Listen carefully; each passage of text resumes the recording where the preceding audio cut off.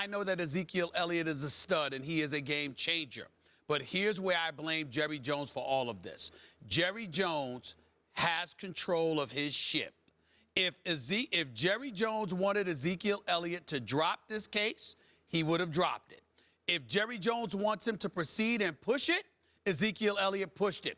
Jerry Jones sat up there and in panic mode because he has to defer to his history. The fact that since 1995, they only got 2 playoff victories on their resume, but they call themselves America's team with the jokes that they are, okay? This is what Jerry Jones did. I'm over 75 years of age. I'm running out of time. Tomorrow's not guaranteed to me. It's all about now. And somehow, some way, I'm going to fight this, and you will not serve these 6 games, Ezekiel Elliott. Somehow he convinced himself and thereby convinced Ezekiel Elliott to pursue matters. And as a result, here you are. If Ezekiel Elliott, think about this, y'all. Training camp and preseason is not what it used to be.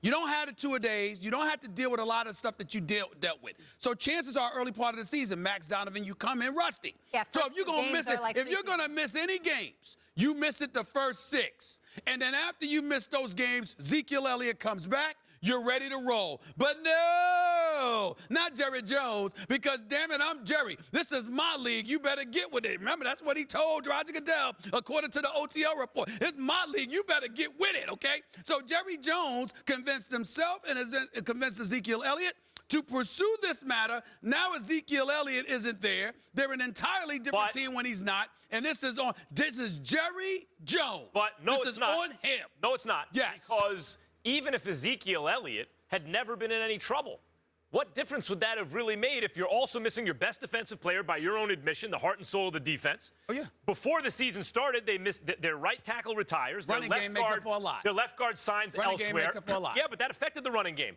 That's the reason they got pushed around in Denver, right? I reversed it a couple shows ago. I said, oh, they pushed around. No, they got pushed around in Denver. It was shocking to see early in the season the Cowboys' offensive line looking like that, but it's not the same offensive line. 40% of it was gone, right? So then the left tackle goes down. And what we saw from Tyron Smith, they showed the stats when Dak doesn't have Tyron Smith there. It's like the pressures as a percentage of his dropbacks go up by 300%. He's pressured 3 times as much without his left tackle. So no left tackle, no right tackle that he's used to, no left guard that he's used to, that guys are used to playing together.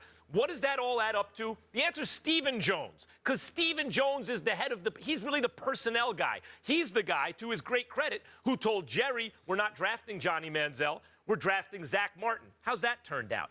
So Stephen Jones is the guy under his watch. This is what happened to the O-line. Does it mean he's a bad personnel guy? No. He actually, I think, has been doing a very good job. But this year, as the line is transitioning, they've had some issues. Dak has had issues without Ezekiel Elliott, but without also the guys I just mentioned. The defense is struggling because of injury. You want to put it on someone, you got to put it on the personnel guy. That is, in fact, Stephen Jones. In the long run, they'll be fine. Cowboys are in a great era for them with Dak and Ezekiel Elliott and Stephen Jones calling the shots on personnel. But this year, if you got to have a fall guy, it's Stephen Jones. No, Stephen Jones is not the case. It's on. That was unbelievable, Max. That whole little soliloquy right there. Ridiculous. First of all, Stephen Jones is not the one that you point the finger. It's Jerry Jones. Jerry Jones has created so much of a distraction for this football team. It's not even about Sean Lee or Ezekiel Elliott. It's about Jerry Jones. Jerry Jones has taken the spotlight away from everybody and everything that they're trying to accomplish. They need Ezekiel Elliott, but they have formidable running backs who can run the football. We've seen that last night. They also have linebackers that can flow to the football. We've seen that last night. Sean Lee is okay. Don't get me wrong. Don't act like he's Mike Ditka or Dick Butkus or anybody that can change the course of a football game.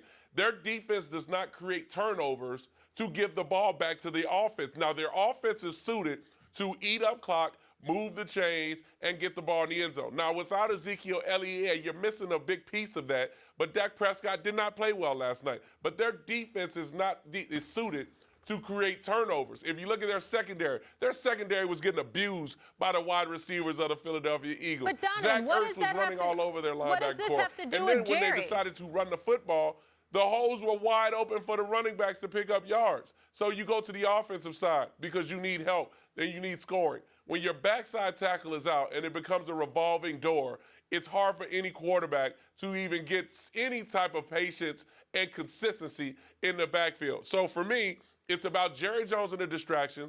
I'll even throw it on Scott Linehan in the play calling because he abandoned the run and tried to give it in Dak Prescott's hands to win it for him, and he just wasn't able to do it. So and we can sit here and talk about personnel, and they have the players to be able to win in this league. They did it last year. Donovan. Just so happens this year they're missing a few pieces, and they're not as good as they were. Let me get back to directly addressing Max and his ridiculous dissertation. Well, it won't make any sense. Here's why. Sometimes, you know what, in your zest to show that you're all-knowing, you miss the obvious because you're so busy trying to show that you know every damn thing. Here's the reality of the situation. That's another assertion. Another groundless assertion. I would happen to believe it's fact because I got video to prove it. But the point that I'm trying to make to you, Max Kellerman, is here what I'm talking about. Stephen Jones. From a literal perspective, Max, all right, or from a theoretical perspective, you're absolutely right. But the bottom line is you act like Stephen Jones. This is what annoys me about you. Stephen Jones is the son. Last time I checked, is that correct? So I want to make sure I'm right about that. Right. He's the son, right? Correct. Excuse me. You act like Stephen Jones sat up there and say, Jerry, shut the hell up and move out the way. This is what we're doing. No. He goes, Daddy, I need you to do this. Here's why. Right. So he convinced, so in other words, he convinced him. So what I'm trying to say to you is this.